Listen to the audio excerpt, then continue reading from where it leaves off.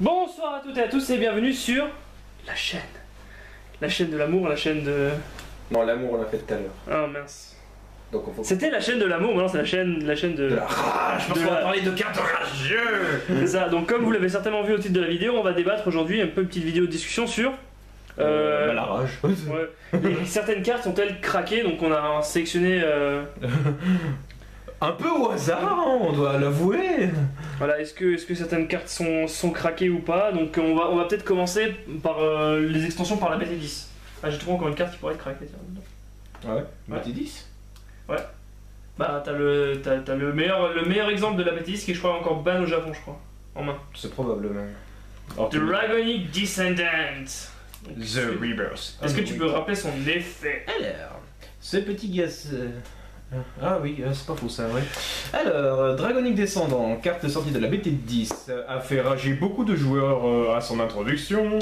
Pourquoi? Parce que son limit break était pour l'époque très explicite. Bon, on avait très peu de sell stand à part Zien. Ouais, c'est ça. Et surtout que lui, Et il a du- introduit une mécanique vraiment très libre en réalité. Donc en limit break, à la fin de la première attaque, si cette carte n'a pas touché le Vanguard Adverse, non c'est... Si elle n'a pas touché, son attaque n'a pas touché. Si son attaque n'a pas touché, quoi qu'il arrive, vous pouvez payer un Counterblast et défausser 3 éradicators. Alors le Counterblast, vous pouvez Counterblaster ce que vous voulez, par contre les 3 cartes à défausser c'est bien 3 éradicators. Pour pouvoir le stand. Ouais. Et pouvoir Extra crit aussi. Et égaler l'extra crit. C'était le premier sell stand qui nécessite... Vraiment agressif. Ouais, Ouais. vraiment agressif, qui avait... En gros, les anciens sell stands, la plupart... Condition de hit. Conditions de hit Ou perte de Twin Drive. ou perte de Twin Drive. Ou les deux. Bah, c'est Stern.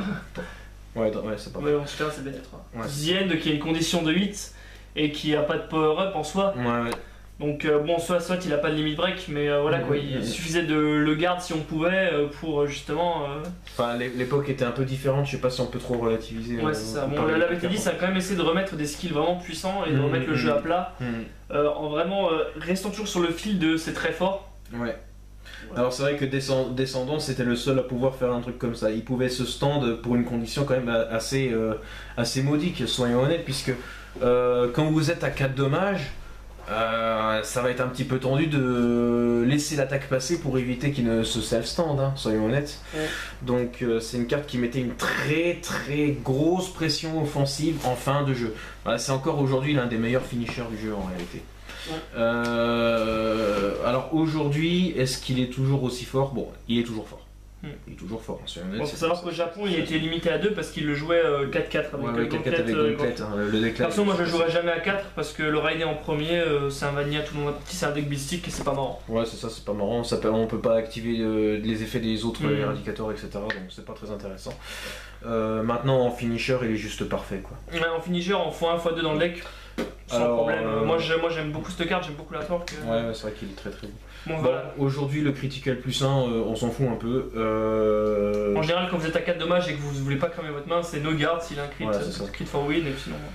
Donc, Et si je devais juste comparer au dernier self stand, ce qui fait qu'il est quand même pas aussi agressif qu'il pourrait le sembler aujourd'hui, c'est simplement parce qu'il justement il gagne un extra crit. Par contre, il gagne pas de power up. Bon, ceci dit, il a toujours son spécial counter blast. Et voilà, en fait, le truc, c'est que quand, il est surtout violent quand tu vas le break ride en fait. Ouais, c'est ça. Et donc du coup là, comme beaucoup le jouent plus en finisher maintenant aujourd'hui, il est pas souvent break ride, Ouais, et il du est pas coup il est souvent pas break souvent ride. placé dans les conditions optimales où il pourrait être placé pour self stand. Tout à fait. En plus il y a la condition de hit, de non hit qui fait que justement il n'y a pas tout le temps self stand. Donc, Bon, voilà. ça reste une condition assez modique hein, quand même. Voilà, il reste quand même assez puissant. Est-ce qu'on voit là si tu le laisses? Ouais, juste un peu comme ça, voilà. Ok, donc deuxième carte de la BT10 est bon. Dragonic Descendant, craqué ou pas craqué? Pas craqué. Non, complètement pas. Deuxième carte de la BT10, attention. Ouais, là par contre. Tac, registre totalement différent.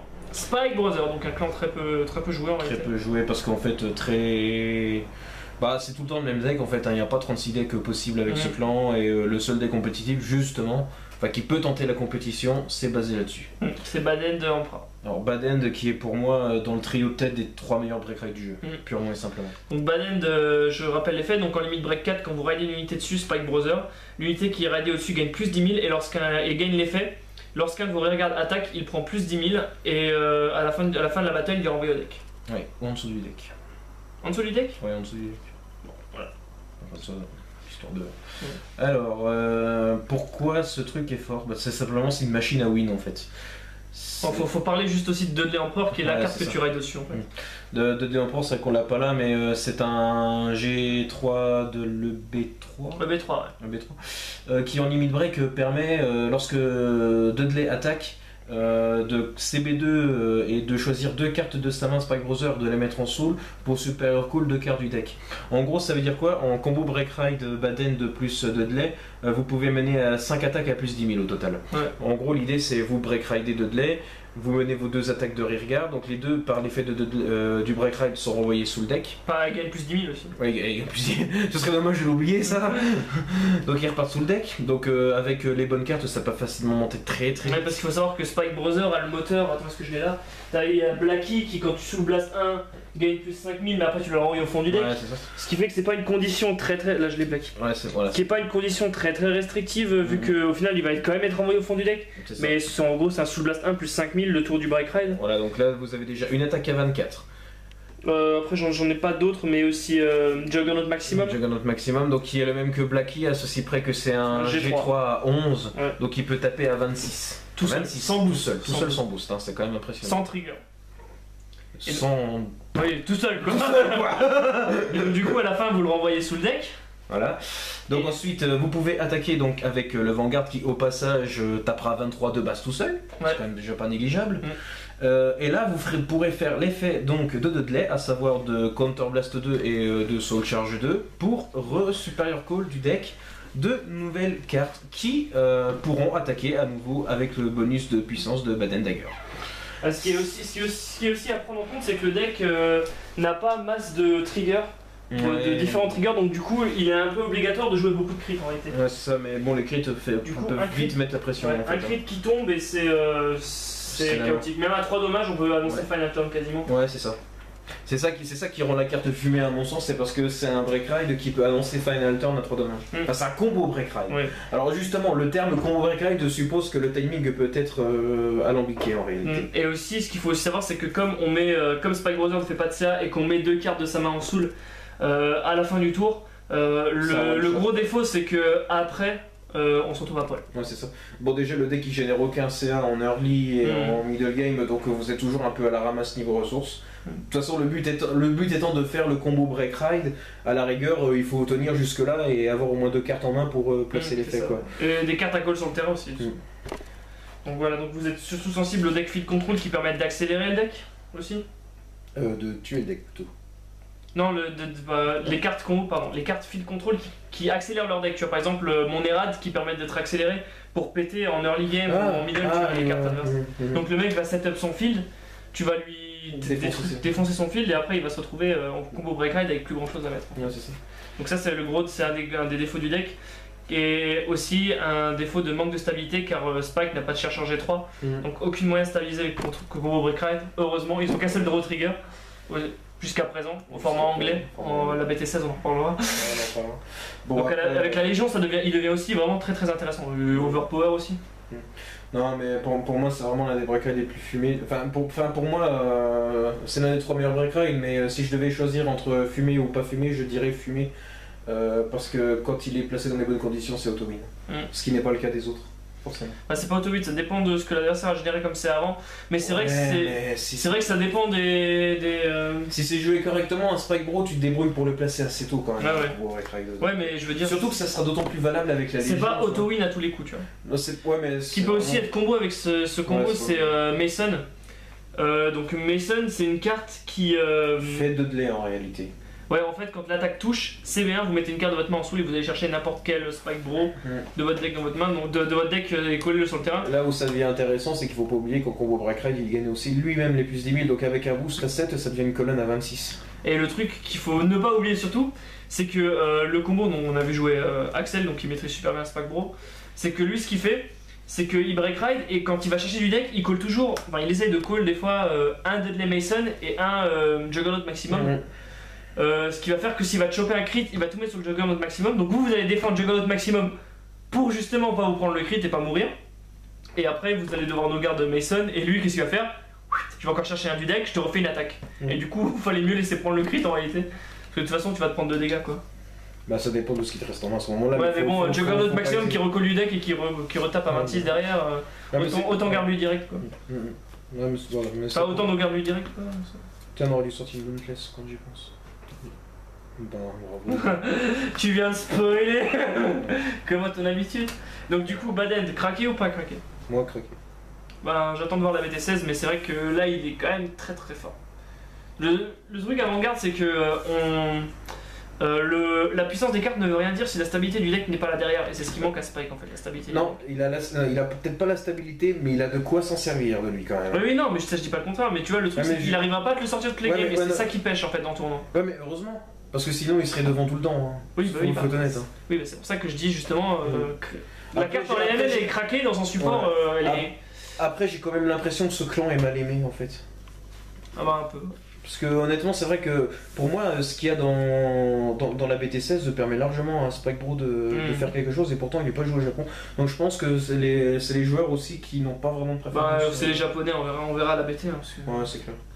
Alors, ensuite, BT11. Dauntless Drive Dragon. Est-ce que tu vas en parler? Parce que je sais que. Ah, ça c'est un break ride qui me faisait tellement rêver quand il a été annoncé. Et d'ailleurs j'attendais la BT11 avec tellement d'impatience juste pour lui. Donc pour rappel, break ride comme d'hab, plus 10 000 et votre Vanguard gagne pour ce tour la capacité de Self Sand en discardant 3 Kagero de votre main. Très difficile dans un deck Kagero. Sans counterblast. Sans condition de 8. Il faut juste que la seule condition c'est qu'il faut qu'il n'ait pas stand ce tour. Voilà, c'est ça. Il faut que ce soit la toute première attaque du Vanguard ce tour. Donc ça permet aussi de casser la compatibilité avec The End. Ouais, donc on peut pas stand d'abord The End puis après voilà. Sinon après ça donnait un peu n'importe quoi niveau timing et la carte aurait du coup été passée en fumée. Alors c'est une carte qui profite énormément à Kagero. Dans le sens où il y a beaucoup de grades 3 qui peuvent vraiment mettre la pression de par leur attaque. Donc je parlais de The End justement. Donc là vous allez quand même pouvoir faire peur à votre adversaire parce que vous allez pouvoir mettre un The End à plus 10 000 quand même. C'est-à-dire que là vous comblez le principal défaut de The End au passage. Bah faut dire que c'est pas que jouer non plus avec The End, c'est aussi tu peux jouer aussi avec tous les Kagero et j'étais en train de citer les Kagero. Il faut savoir que au championnat du monde, non lui il n'est pas tellement joué. C'était le deck du champion du monde, enfin champion du monde. Ouais. Connard. Qui jouait donc à l'époque le deck Dauntless DOTE. Mais il faut dire que Dauntless DOTE c'était fort parce qu'il n'y avait pas grand chose qui lui arrivait à la cheville à ce moment-là, sachant que la BT10 était sortie après la BT11. Quoi. Ouais, c'est ça. Il n'y avait pas Errad en face en fait à ce moment-là. Donc, il y avait Errad au championnat du monde, mais pas. Ouais, mais pas au championnat. Pas à la sortie de la BT11. Voilà, c'est ça. Donc voilà. Donc voilà, c'est un truc qui c'est un des break rides les plus recherchés encore aujourd'hui parce qu'il avait une bonne compatibilité avec Zien qui permettait de le restand. Multiples attaques de Vanguard si votre adversaire est un peu débile. Bon, aujourd'hui le truc c'est que je le trouve plus trop fort. Je trouve très fort qu'il y ait une seule carte. Oui, on en parlera après. On en parlera après. Du coup, voilà quoi, c'est dommage parce qu'il est vraiment équilibré en réalité. Ouais, il est la défausse de 3 cartes fait que à la fin, en général. Sachant que Kagero ne fait aucun CA positif en main en fait. Donc le cost est adapté au clan pour que ça. Donc après, même remarque que pour Baden, on se retrouve un peu démuni, on va dire. Ouais, mais peut-être pas autant, mais c'est vrai qu'après la défausse de 3 cartes fait que même si on a ressemble le Vanguard, sauf si on a eu un gros trigger entre temps. Notez quand même que break sur break sur break ride ça peut faire mal à la longue. Ouais, bah comme tous les break rides, tu vas me dire. Ouais, mais celui-là c'est quand même 2 attaques de Vanguard par tour, à plus 10 000. On en parle de celui-là? Il n'existe pas celui-là. Donc craquer, non. Non, complètement pas. Moi je suis d'accord. En face, il me faisait pas peur. Adapté convenablement. Sur Blockade Inferno aussi, peut être vraiment sympa. Pétage de front et puis 2 attaques à 31 000. 2 attaques à 31. Ce qui est plutôt honnête quoi. Sur Georgette aussi, si le dragon. 2 attaques extra crit. Ce qui peut être extrêmement. Avec. Eclipse. Non, Eclipse, c'est pas encore assez drôle. Merde. Aleph. CB4 et 2 attaques à 23 cris 2. Ou bien avec. Comment il s'appelle ce con là Blasberg, tu défausses 5 cartes. Tu défausses 5 cartes pour 2 attaques à. Extra crit et plus 5000. Wouhou. La montagne du feu. Oh, j'ai perdu. Perfect. Merde. Ensuite, BT12, c'est toi. Non, donc pas craqué, on a dit. Ouais, pas craqué. Donc, on rappelle, pas craqué. Perso, moi, craqué. Bon, moi je. On va voir la BT16, mais c'est vrai que j'ai une carte qui m'a toujours inquiété et craqué. Pas craqué. Pas craqué. Ensuite, Lightning Form Dragon. Ah là là, qu'est-ce qu'il est beau lui. Donc, vous remarquerez qu'il n'y a pas que des self-stands. C'est pas faux. Et vous remarquerez qu'il n'y a pas que des dragons. Donc du coup, Raging Form Dragon, donc c'est l'archétype Revenger des Shadow Paladins. Donc après que cette carte est attaquée, en limit break, vous sacrifiez 3 cartes, enfin 3 Revenger, et c'est un super personnage. C'est pas vraiment un self-stand, ça veut dire que quand vous avez une copie en main et qu'il a déjà attaqué, vous pouvez sacrifier 3 Revenger sans condition de 8, on est d'accord, et tu rides par-dessus et il a plus 10 000. Voilà. Donc voilà. Alors, c'est une carte que j'aime beaucoup parce que déjà elle est belle.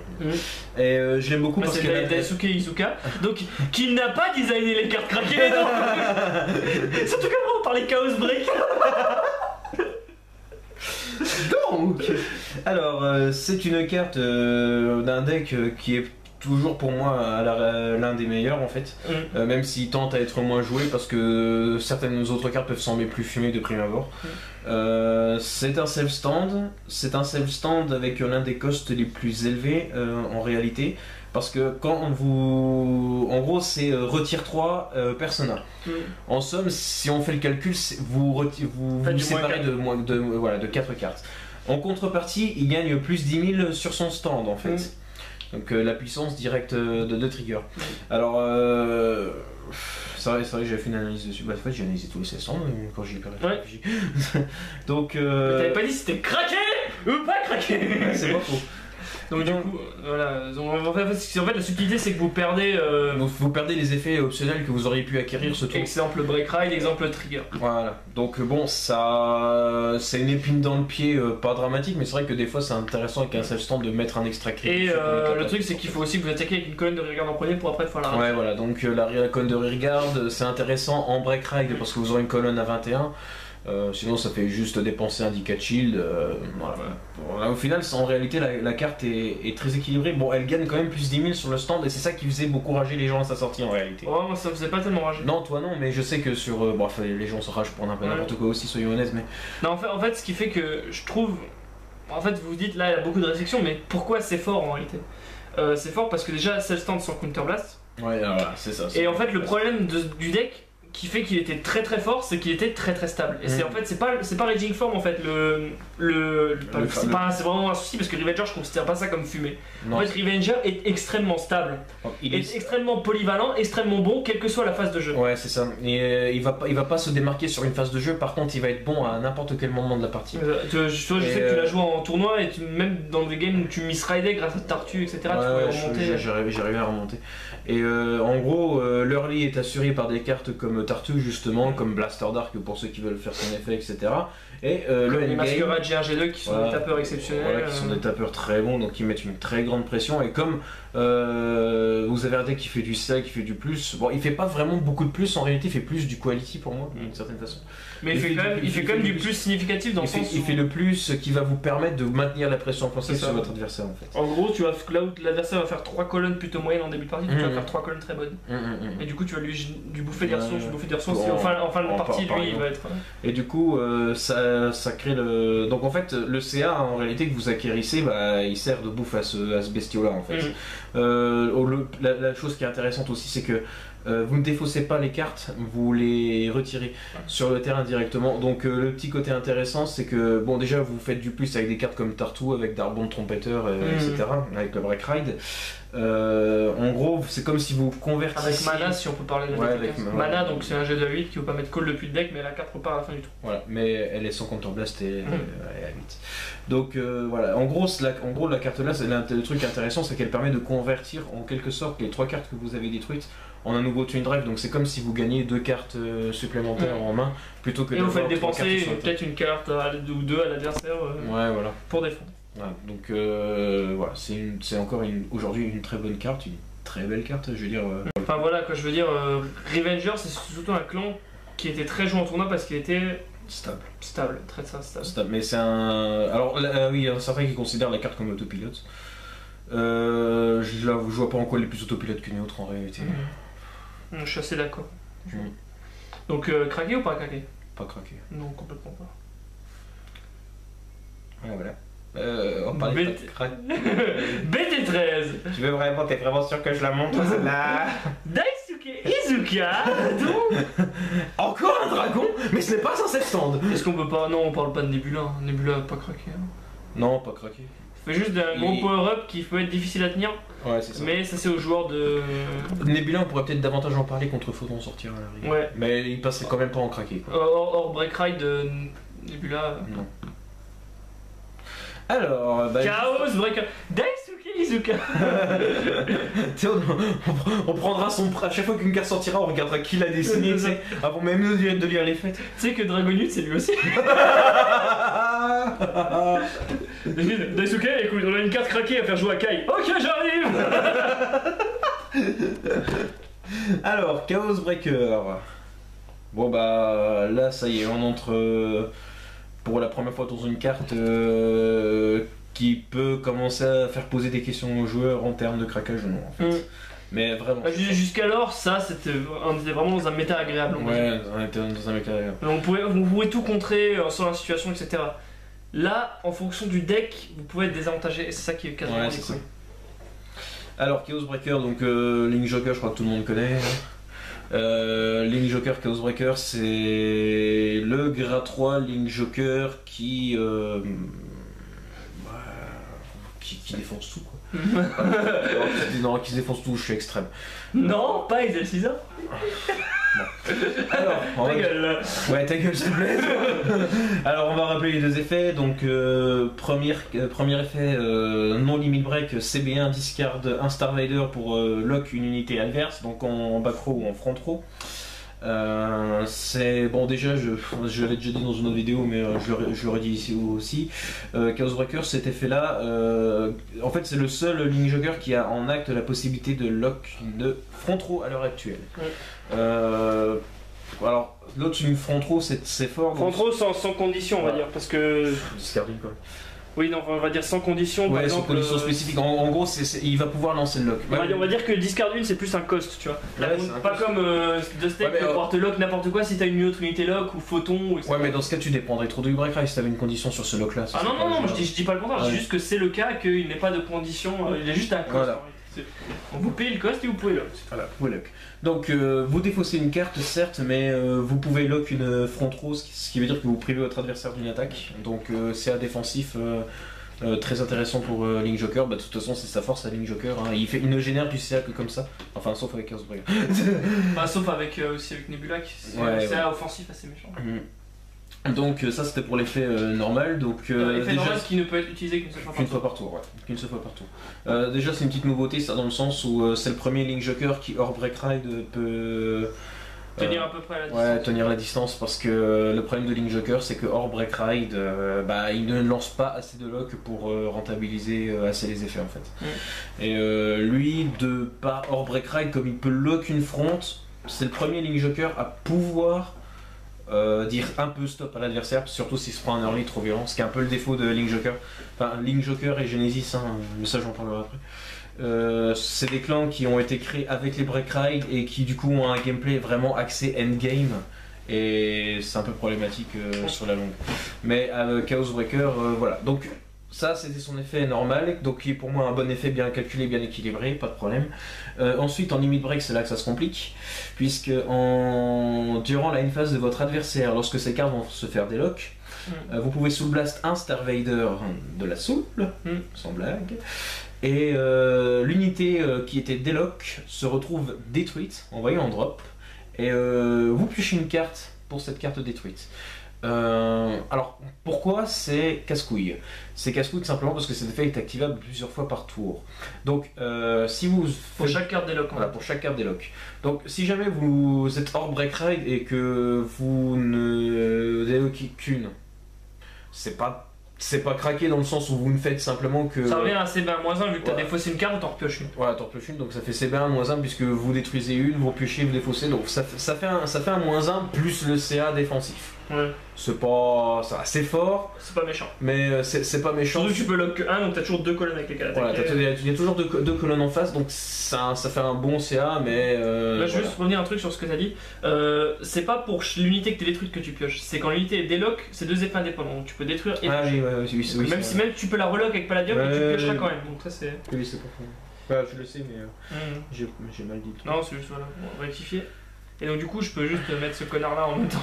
Voilà, donc le break ride donc l'un des 3 meilleurs break ride du jeu pour moi.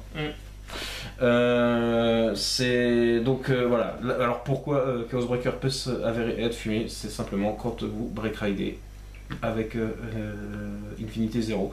Infinité 0 va permettre de lock une front row, une back row instantanément sans cost. Donc bon, les plus limites on s'en fout très presque pour le coup. C'est pas ce qui nous intéresse le plus. Ce qui nous intéresse c'est le fait que durant la phase adverse ce n'est pas une carte qui va se faire délock mais 3. Donc le skill de Chaos Breaker va s'activer 3 fois en une fois. Donc -3 sur le terrain adverse, plus 3 chez toi. Plus 3 chez toi. Avec -1 du skill CB1, ça fait un +5. Et avec le CA défensif économisé, donc comme vous avez que eu à défendre le Vanguard, voilà. Pour peu que lui ne soit pas boosté non plus, parce que le triangle de la mort c'est, je rappelle, front row, back row du Vanguard et front row. Donc du coup vous avez juste à mettre un 10 4 shield pour défendre le tour, ou 15 4 shield pour mettre nos passes souvent. C'est pas... voilà quoi, c'est ça qui est vraiment horrible avec ce carte. Bon après c'est horrible, mais je rappelle que Link Joker peut prendre tellement cher en early que parfois c'est sa seule façon de remonter, c'est passer par là. Je suis pas un gros fan du Soul Blast 3. Enfin moi quand je joue Chaos Breaker, mon but c'est vraiment de maintenir le log le plus longtemps possible. Donc, et surtout de maintenir la pression parce que la Soul en fait elle dégage très vite en réalité. Il faut que tu aies des Star Vader aussi en Soul. Et comme on veut stabiliser le combo break ride, ça arrive qu'on joue cherche G3, qui n'est pas Star Vader, qui pour le coup est bien calculé. Ouais, je sais pas si ça a été fait exprès. Bah, ils se sont jamais archétypés les cherche G3 en réalité. Ouais, c'est pas forcément fait exprès. Non, c'est vrai que les chercheurs G3 sont pas souvent archétypés. Donc voilà. Alors c'est bon. Là en fait, en réalité, est-ce que c'est fumé en fait, il vous fait en une fois ce qui devrait lui prendre normalement 3 tours à faire en fait. En ce sens, ça peut vraiment créer un gros choc à l'adversaire. Bah, est-ce que c'est fumé on va répondre à la question après, mais voilà quoi. Bon, le combo là existe et est très fort. Bon, après, c'est un gros break ride, donc qui nécessite de passer par le break ride avant. Donc, reste toujours la probabilité. Donc, c'est pour ça, je dis Nebula, si vous lui retirez le break ride, pour l'instant, avec le support actuel, il est vraiment trop moyen. Par contre, Chaos Breaker, hors break ride, ça va, il peut encore faire des choses. Donc, alors. Est-ce que c'est fumé? Ça dépend contre qui. Clairement, non, franchement, c'est vraiment la casse. Link Joker, déjà d'une manière générale, c'est le clan. C'est fumé contre certains, ça se fait troller contre d'autres. C'est vraiment problématique parce que c'est un clan qui déséquilibre une. Est-ce qu'on voit encore les cas? Vas-y, tu peux. C'est une mécanique qui déséquilibre, je dirais, un gameplay qui pour l'instant, qui était jusqu'à présent plutôt stable en fait. Là, il crée une espèce de notion de match-up un peu bizarre. Alors, il y a des decks qui vont un peu en rire. Je pense à Dimensional Robot, Kagero, enfin un Kagero en particulier, on en parlera juste après. Quoi d'autre? Enfin, tout ce qui va centraliser la puissance sur le Vanguard, c'est un peu tendance à troller Link Joker. Et les self-stand aussi, ça peut... Ouais, les self-stand, ça peut aussi le baiser parce que là, le self-stand va pouvoir mener 2 attaques alors que vous basez votre CA uniquement sur... Mais voilà, tous les autres decks, ça fait du flip quoi. Ouais, c'est ça. Même Kagero, certains decks, ça fait plus de field control que Kagero. Ouais, c'est un peu problématique. Donc, Chaos Breaker pour toi, fumer ou pas fumer? Je dirais que ça dépend des situations. J'ai du mal à... Et field 0? Infinité Zero. Très très fort, mais c'est le seul moyen de lancer vraiment. En fait, il faut relativiser sur le fait que Link Joker ne fait rien avant le limit break, alors il faut quand même qu'il ait un limit break qui envoie un peu de pâté s'il veut tenir la longueur en fait. Donc, moi j'ai juste envie de dire que ça, sortie BT13, craqué. Ouais, sortie BT13, ouais, craqué. Et là, on arrive. Ah, non. BT14. BT14. Alors bon, on parlera pas d'une certaine. BT14 donc. Tadam, la Minerva. Magnifique Minerva. Donc si on peut passer vite fait sur Minerva parce que c'est encore un self stand. Alors ouais donc bon self stand mais cette fois il est assez particulier dans le sens où lui ne nécessite aucune condition. Mais vraiment aucune, hein. Vous êtes en limit break, vous attaquez, vous rattaquez d'emblée, hein, tant que vous avez de quoi payer le cost. Alors c'est un cost un peu particulier puisque CB1, c'est Soul Blast 3, donc dans la lignée des Genesis, et Défausse 3, voilà. Genesis. Gros stand avec un bonus de plus 5000. Alors pour moi le cost est équilibré. C'est un cross rag. C'est un cross rag, ouais, donc possibilité de défendre à 13. Si Angelica, qui est tellement belle que je pense qu'on peut la mettre aussi, est en dessous là. Voilà. Donc on va passer vite fait, est-ce que c'est craqué? Enfin. Non. Difficile à dire en fait. C'est vrai que la variante 12 crit fait peur. La version 12 crit fait peur parce que vite K4 ouais, dommages. mais c'est les 12 crits qui font. C'est pas le deck, c'est les 12 crits, tu vois. Et c'est pas le seul deck à pouvoir jouer 12 crits. Oui, mais c'est le seul deck qui peut jouer 12 crits. Et avoir un self stand spammable à tous les tours. En fait, c'est le truc, c'est que descendant il a une condition de 8, Dauntless c'est un break ride, ça t'as une condition de retire -3 persona, et ça tu peux le spammer quasiment à tous les tours. Ouais, attends, je voulais écrire un truc, je sais plus quoi.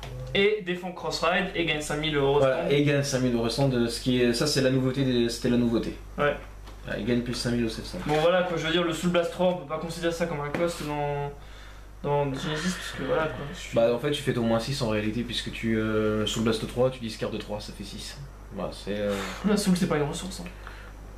Bah dans le principe de Genesis si quand même. Non. Si. C'est pas des ressources que tu touches en main pour te défendre, c'est ça que je veux dire. C'est voilà, tu les touches jamais quoi, tu colles tes cartes. Ouais mais ça conditionne quand même hein. Enfin, donc... Tu peux pas vraiment dire que c'est un -6 parce que c'est pas des ressources que tu... C'est pas vraiment un -6 mais on retrouve le -6 Genesis, tu vois ce que je veux dire? Non.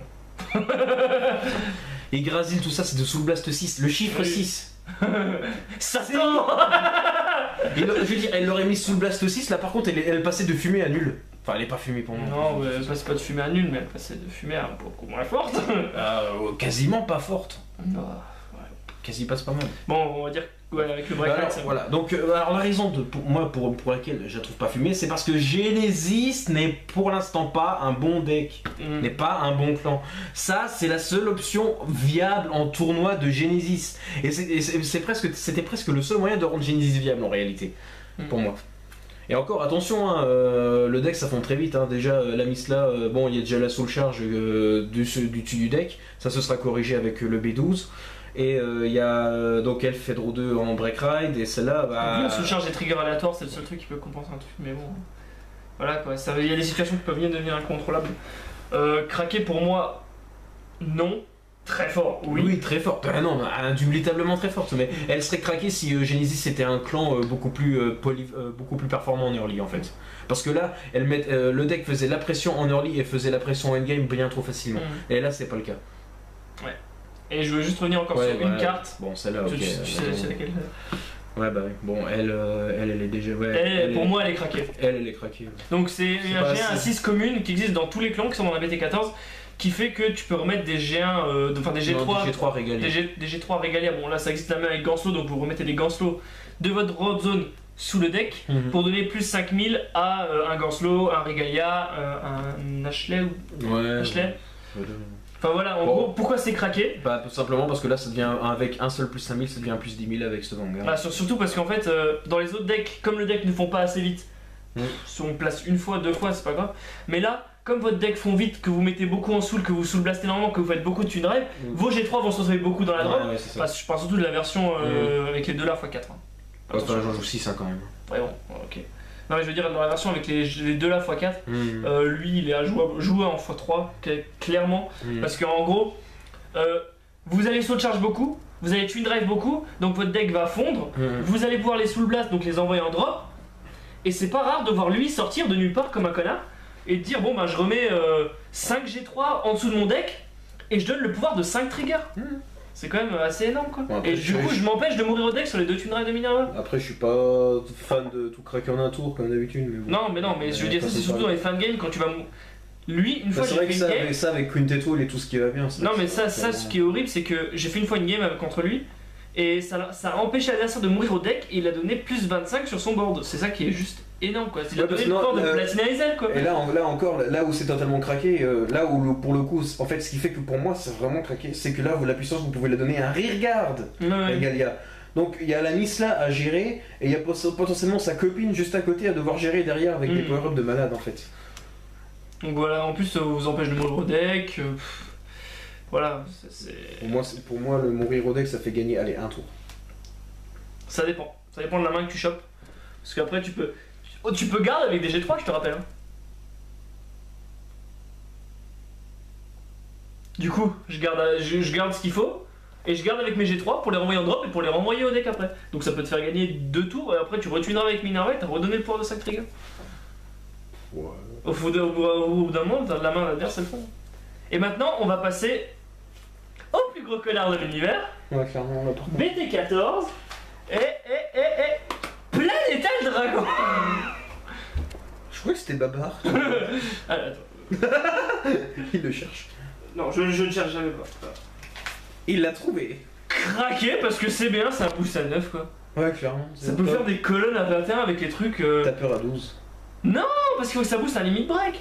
Donc, avec... Ah oui, avec les G3 qui est 5000 et 2000. Sa colonne à 21, c'est trop fort en plus. Pour CB1 quoi. Ça serait bien si c'était dessiné par Daisuke Izuku. Bref, casse-toi très vite. Donc, le plus gros connard de l'univers. Voilà. Dragonic Nouvelle Vague, je te laisse passer toute ta rage dessus. Non, vas-y, c'est ton, c'est le tien. J'ai pas envie de... Donc alors, Dragonic Nouvelle Vague, premier G... Enfin, premier... Le seul G4 jouable, le G4 jouable pour l'instant. etc. Donc alors, il a plusieurs effets, il a une panel d'effets tous plus connards les uns que les autres. Donc c'est un G4, donc il possède le Twin Drive, donc ça change pas du G3. Donc premier effet, Limit Break. Donc CB3 sous Blast 3 Persona, donc c'est un one shot, on va pas se mentir. Sauf dans des cas extrêmes où le deck peut troller avec des triggers qui vont en soul et des heals bien placés, on fait des trucs comme ça. Vous défaussez une copie de Nouvelle Vague et vous détruisez tout le terrain adverse. Voilà. Potentiellement un -4. Voilà. Donc ça c'est un truc Persona. Avec le support qu'il y a derrière, ça peut passer. Ça peut passer, c'est très soit fort. admettons. Mais deuxième effet continue. N'empêche, sa défense à 13, ça peut devenir vite casse-couille. Ah oui, il défend à 13. Il défend à 13 000 quoi qu'il arrive, donc ça peut être vite casse-couille aussi. Et il défend à 12 ans aussi, c'est quand même pas mal. Non, attends. Ensuite, deuxième effet continu. Durant votre tour, les effets des triggers sont annulés.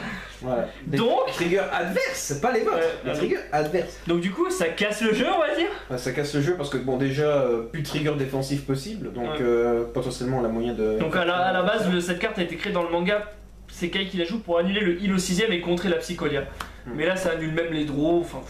Ouais, En plus, c'est pas un limit break, donc claquetto dans la partie. Le pire, c'est que dans la version manga, c'est tous les triggers sont annulés, y compris celui du joueur actif. Mais dans la version manga, il n'y a même pas de twin raid.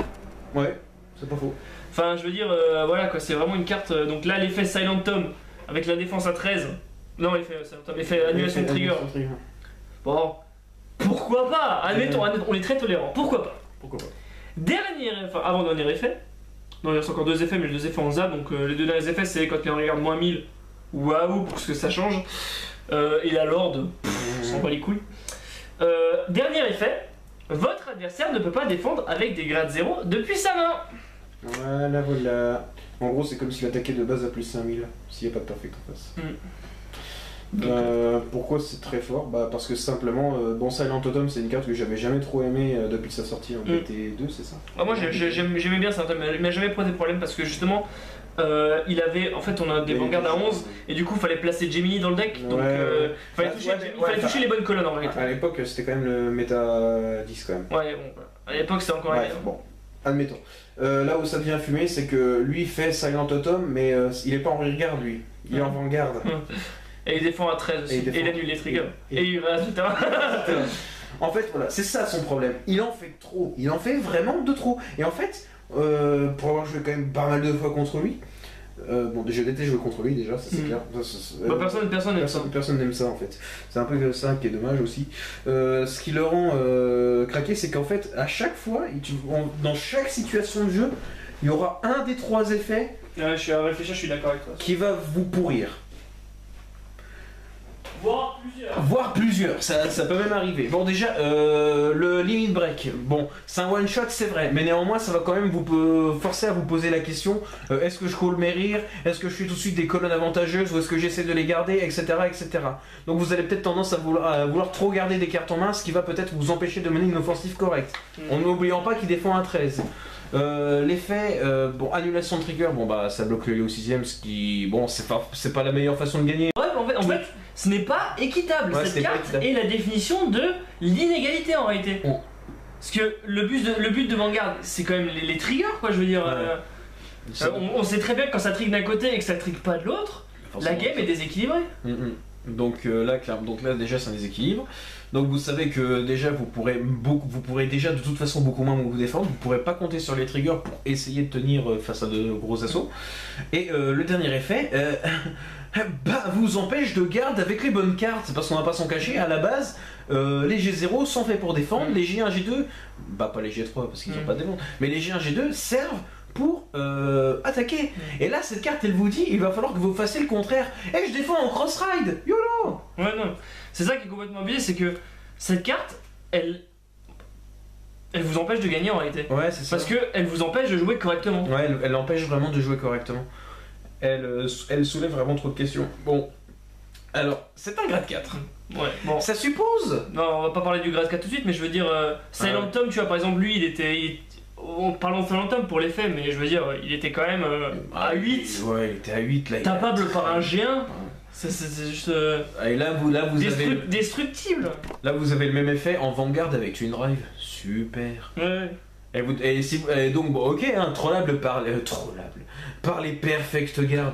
Mais bon, les perfect, je rappelle qu'il y en a que 4 dans le deck, il y en a qui peuvent partir en damage zone, il y en a qui peuvent partir en soul dans d'autres decks, et j'en passe, et des meilleurs. Et vous pourriez très bien en avoir 4 en dessous du deck. Voilà, en fait, vous avez toujours ce potentiel existentiel de situation où vous ferez défoncer sans avoir rien pu faire. Et en ce sens, on se rapproche un peu de Chaos Breaker qui a mené un peu trop, qui à la sortie BT13 pouvait trop facilement mener son jeu tout seul, hormis peut-être au contre. Là où c'est vraiment problématique, c'est que justement vous seriez obligé de défendre avec vos attaquants ou vos boosts et de garde avec, sachant que de call vos triggers pour entre guillemets parce qu'ils vous serviront à rien. Enfin, on précise que c'est juste sur l'attaque de ce Vanguard qui peuvent pas défendre. Donc, en gros, si vous avez plein de shield à 10, en main, donc plein de G0, vous allez devoir les call sur le terrain pour boost. Mais là le truc c'est qu'ils sont qu'à 5. Donc du coup vous n'arriverez pas à faire les calls à 18 qui permettront de le toucher. Encore ils seraient à 12. Ou à 11, ok, tu vois. Faire une colonne à 16 ou à 17, c'est facile, tu vois, entre guillemets. Mais là, 13. Bon, après, en fait, si on devait être honnête, le truc à 13, ça me dérange pas parce que dans le sens où En fait, donc le 13 c'est une spécificité des cross-rides et les cross-rides en réalité sont des espèces de proto G4 en réalité en fait. Dans le sens où, on a besoin de passer par un autre G3 avant pour gagner les plus 3000 et c'est ce que fait lui. Non franchement pour moi s'il y avait un skill qu'il fallait vraiment retirer ce serait Silent Totem. Bah là aussi le truc c'est vraiment craqué, c'est... Voilà donc... Tadam voilà, ça c'est... Dans certaines situations, c'est win. Ça, on peut le dire, ça c'est Dieu. Ça c'est Dieu, ouais. Non, c'est vraiment Dieu, c'est... Double attaque avec un truc que vous pouvez pas garde. Donc là, du coup, vous pouvez pas garde et vous vous retrouvez avec un truc à plus 10 000, quoi. Et vous ne pouvez pas trier. Et vous ne pouvez pas trier. Et vous ne pouvez pas, ça y est. Vous pouvez pas, ça, vous pouvez pas. Et vous pouvez pas. Ouais, c'est ça. Vous pouvez pas gagner. Quand vous pouvez pas, qu'est-ce qui se passe? C'est la défaite. Voilà, c'est tout simple. C'est pour ça. Aussi, autre carte qui marche avec... Ah oui, bon, parce que... Ouais, c'est pour ça que je t'ai coupé sur le grade 4 parce que si encore on vous dit que c'est horrible, on va parler du support. Ouais, parce que en fait là vous vous dites c'est un grade 4, faut les rentrer dans le deck alors qu'il faut passer par G3 donc on peut provoquer le misride.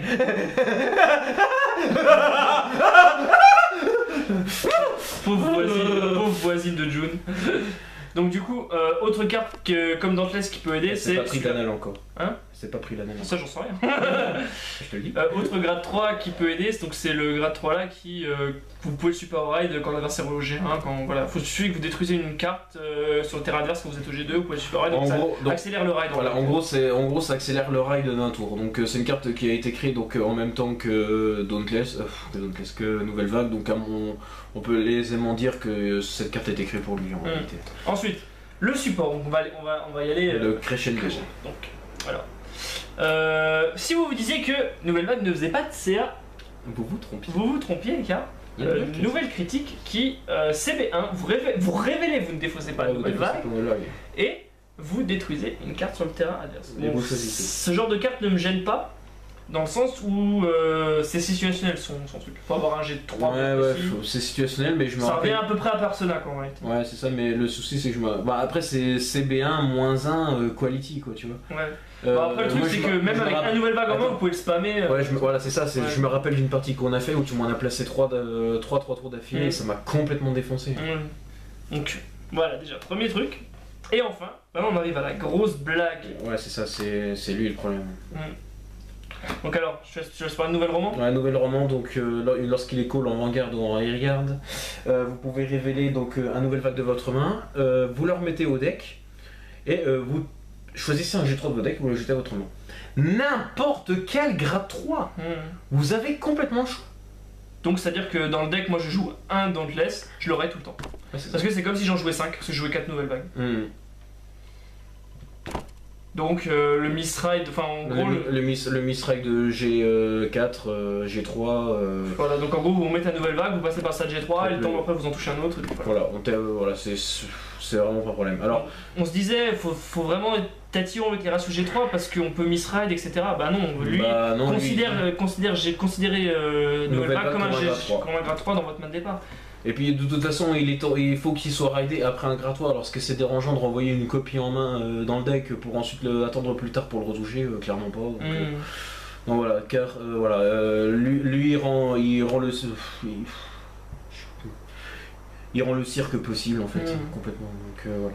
Et c'est là qu'on va arriver au débat de la soirée, parce que aujourd'hui, malheureusement, bon c'était déjà le cas au format japonais pendant un moment, mais ce petit gaillard-là qui est présent depuis la BT1 a été interdit en Force Vanguard. Alors pourquoi? Tout simplement parce que il va chercher lui. C'est ça. Il va chercher n'importe. Donc Conro, pour ceux qui connaissent pas, vos CB1, vous la retirez. Vous ajoutez à n'importe quel gradin depuis votre deck à votre main. Alors c'est une carte de la BT1, c'est super vieux. À l'époque c'était sympa parce que ça permettait d'ajouter genre des perfect guards ou des cartes pour retirer. Bon, c'était vraiment une carte à combo. C'est une carte aussi qui était créée pour faciliter les supérieurs raids de l'époque. Tu sais. Ouais, Blazing Flare, Aleph. Donc bon, c'était une carte sympa. L'avantage c'est qu'il booste à 5. Il est équilibré parce qu'il va pas dans la soul, donc ça, voilà, il n'y a pas de cost qui pourrait s'en servir. Bon, ça. Sauf que bon Nouvelle Vague est arrivée avec Nouvelle Roman et du coup en fait, il faisait la seule chose qu'il ne faisait pas, chercheur de G3. Ouais, c'est ça, tout simplement ça. Parce qu'il suffit que vous ayez un Nouvelle Vague et lui se transforme en Nouvelle Roman. Et vous l'avez systématiquement puisque vous démarrez avec lui en First Vanguard. Donc, voilà, le misride était impossible. Le misride G3 est possible en réalité parce que bon, vous jouez quand même 9 ou 10 G3, G4 dans le deck, donc... même... Ouais, non, mais il est possible, mais il était quand même très improbable. Ouais, très improbable. Et bon voilà quoi, on va dire. Est-ce que tu penses qu'ils ont eu raison de ban Conro? Deux écoles selon lesquelles les regards pourraient se tourner. Bon, et disons le ban de Conro diminue les chances d'avoir Nouvelle Roman tôt si on a Nouvelle Vague en main. C'est vrai, c'est vrai. Maintenant, ça vous le jouez x4, Nouvelle Vague. Tu joues cherche G3, G4? Ouais, je cherche G3 qui a été très bien pensé pour le coup, puisqu'il peut chercher des G4 également. Voilà quoi. Donc voilà, moi je trouve pour être honnête, Conro dans ce deck, je l'appelle le tuyau universel. Ouais, c'est ça. Pourquoi? Parce qu'il vous permet de chercher Nouvelle Roman pour ne pas misride. Il vous permet d'aller chercher, si vous jouez Dauntless, moi je joue ça, qui est un tapeur. Donc si vous manquez de tapeur, il va vous chercher des tapeurs. Si vous avez besoin de défense, il va vous chercher les perfects. Si vous avez besoin de boost, barre ou le boost de nouvelle vague. Si vous avez besoin de rider, ça. Si vous avez besoin de damage pulseur, vous allez chercher damage pulseur. Si vous avez besoin de ça quand vous allez faire le persona, vous allez chercher ça. Donc en gros. Et bon, Perfect, on l'a déjà dit. Enfin voilà, il va chercher tout et n'importe quoi adapté à cette situation. Et c'est pour ça que. C'est une toolbox embarquée. C'est une véritable toolbox en gros. Le truc, c'est que. Bah, dans les autres decks. Dans les autres decks. Il était polyvalent certes, mais il était pas. Il était pas fumé quoi. C'est ça. Bah, en fait, lui-même, c'est pas lui qui est fumé. Le vrai problème, c'est Nouvelle Rome. Bah, moi, c'est ce que je dis. Bon. Conro, c'est une grosse connerie de l'avoir banni et d'avoir laissé ça. Ouais, voilà, c'est ça. Je suis totalement d'accord. Donc, Conro, craqué, non. Non. Craqué, non. Lui, il craquait. Et lui, il craquait. Et lui, il craquait. Bah, tout ça, c'est craqué. Tout ça, c'est craqué. C'est 3 cartes, mais ça a 3 cartes qui ont transfiguré le méta, pour être honnête. Bah, méta dominé par Chaos Breaker. Maintenant, Chaos Breaker ne peut rien faire contre lui parce que Chaos Breaker a besoin de ses attaquants pour réaliser des colonnes, etc. Voilà. Bah, Chaos Breaker, c'est bon, Chaos Breaker, il y avait un petit côté dommage quoi, à cause de cette notion de match-up qui apparaissait. Nouvelle Vague, il en a rien à foutre des match-up, hein. Le seul truc qui lui fait peur, c'est Nouvelle Vague et éventuellement un stand qui pourrait choper un crit quoi. Bah, Minerva lui fait peur quand même un peu. Ouais, Minerva lui fait peur parce qu'elle peut taper en cross-ride. Donc elle peut et des rushs assez violents peut vraiment le mettre en difficulté. Voilà, donc parce que le truc c'est que c'est un G4, donc c'est un deck qui va être très très lent, sauf si vous décidez de varier vos options. Ah oui, parce que aussi, Nouvelle Rome, on peut vraiment aller chercher n'importe quel G3, donc les G3 qui sont surtout joués dans ces decks, c'est Dauntless et Cruel. Pour en fonction de la situation, si vous avez le temps de lancer un jeu lent et attendre le break ride, vous pouvez aller chercher Dauntless. Si vous avez vraiment envie de ride Nouvelle Vague tout de suite pour économiser des tours et défendre à 13, voilà. Si vous êtes vraiment en difficulté, Cruel pour accélérer le ride. Ouais, voilà, donc c'est ça. En fait, ce jeu répond presque à toutes les situations. On va pas parler de Glendios parce qu'il n'est pas sur la table, mais ça. Bon, Glendios c'est un support moins facile à utiliser, hein, soyons honnêtes. Néanmoins, on retrouve chez Glendios ce côté je m'adapte à toutes les situations qui pourraient me faire chier en réalité, et donc je ne laisse pas de fenêtre d'ouverture à mon adversaire. C'est ça. Bon, voilà quoi, le truc c'est que Nouvelle Vague. Je sais même pas quoi dire en fait, c'est juste la merde. C'est ça, en plus c'est un jeu un peu ennuyeux quoi. C'est pistique et inarrêtable. Surtout inarrêtable. C'est surtout inégal donc. Ouais, c'est ça. Il n'y a pas de jeu en réalité, il n'y a vraiment pas de jeu. Il n'y a pas de jeu, c'est à sens unique. Moi, je veux dire, j'ai fait énormément de parties avec pas mal de decks différents en compte. À la rigueur, le seul deck que je possède qui peut lui donner le change, parce que justement c'est un deck qui est très efficace tout au long d'une game, c'est Revenger. Pour moi, Revenger est le seul deck qui peut vraiment emmerder celui-là. Parce que bon, pourriez-vous dire, ouais, mais dans ce cas, vous disiez, si ce deck se prend un rush violent en early, il peut se faire défoncer. C'est vrai, faut pas oublier que des decks qui font de l'early offensif tout en faisant du CA, il n'y en a pas en fait. Parce que vous pourriez très bien faire avec, mettons, Aquaforce et Nova Grappler des rushs violents en early, ok. Lui il se pointe, Persona, vous avez plus de board et vous n'avez pas de CA pour remonter derrière. Revenger, lui. Pareil, même pas besoin d'avoir le Persona, lui suffit. Ouais, nouvelle critique fait vraiment déjà le nouvelle critique, machin, lui, paf, nouveau Twin Drive et celui qui a un draw derrière qui tombe et puis c'est fini. Alors que bon, Revenger peut mettre de la pression early, met de la pression middle, met de la pression. Fait du CA aussi. Fait du CA. En plus, il aurait tendance un petit peu à diminuer, amoindrir la puissance du persona, puisque si vous, là on retrouve un petit peu une notion dont on avait, nous on en parle entre nous, mais c'est un peu complexe à expliquer. C'est un peu le même principe que Revenger contre Chaos Breaker, à savoir que le premier des deux à débloquer son limit break a plus de chances d'imposer son jeu à l'autre. Alors pourquoi c'est valable avec Raging Form? Simplement que votre adversaire va sans doute hésiter à faire un personnage juste pour retirer 2 cartes si Raging Form est passé d'abord en fait. Donc voilà, c'est surtout aussi qu'il se prend la violence de Shadow à 3 dommages et qu'après du coup il fonce sa main et que même un Nouvelle Vague aura peut-être du mal à contenir. Après si votre adversaire sait optimiser ses colonnes, ça peut. Après le truc c'est que Revenger a un peu du mal contre les cross-ride. Il fait surtout beaucoup de colonnes via Tartouche pardon. Beaucoup de colonnes à 16. Franchement, J'ai quand même beaucoup joué contre des decks cross-ride avec et ça dépend quel deck, ça dépend quel deck cross-ride. En fait, voilà, non même pas, ça demande juste une adaptation, un changement de méthode en fait. Bon après c'est sûr c'est toujours chaud parce que bon après il faut dire que Revenger fait les colonnes NSS un peu trop facilement peut-être au bout d'autres decks en fait. Néanmoins c'est vrai que face à des cross-ride c'est moins évident. Ceci dit Tertouk va Superior Call le boost à 7 et derrière elle peut très bien mourir pour laisser sa place à Masquerade ou à un autre un G3, voilà. Donc du coup on va peut-être faire un petit récap. Craqué. Dommage. Ouais dommage. Ça c'est vraiment Bushiroad, s'il vous plaît quoi, réveillez-vous, c'est ça qu'il faut. Ouais, enfin sauf que voilà quoi, bon il faut quand même que ça se vende quoi. Si touche cash. Ouais mais c'est fini, elle est sortie il y a 2 mois, c'est bon, tu peux. Non, un mois. Début juillet, non? Début juillet ou début juin? Juin, ça passerait si vite que ça? Bah juillet, il y avait la BT14 qui est sortie. Ça m'étonnerait que début juillet, il y a une OB qui soit sortie. C'est pas faux, voilà c'était mi-juin peut-être. Ouais, mi-juin. Ouais, mi-juin. Ouais. Donc un mois et demi en fait. Ouais, donc voilà quoi, je veux dire. C'est bon, attendez peut-être voilà, avant les tournois de septembre. Ouais. Bah ouais, mais dans ce cas, si on devait. Bah alors après, c'est difficile parce que là, une fois de plus, on va partir du méta japonais. Le méta japonais est un truc assez étrange à expliquer en fait. Non, mais le truc, c'est que dans le méta japonais, on a bien vu que même lui, quand lui dégage, le deck continue à tourner. Ouais, le deck continue à tourner. Donc bon, à quoi sert de mettre lui en banlist si tu vois que ta banlist n'affecte pas le jeu? Ça sert à rien de faire la même chose. Parce que même ça, banni, je veux dire, le deck, bon, allez, on va dire qu'avant il marchait sur 30 pattes, maintenant il marche sur 28 pattes. Voilà, super. Donc bon. La métaphore.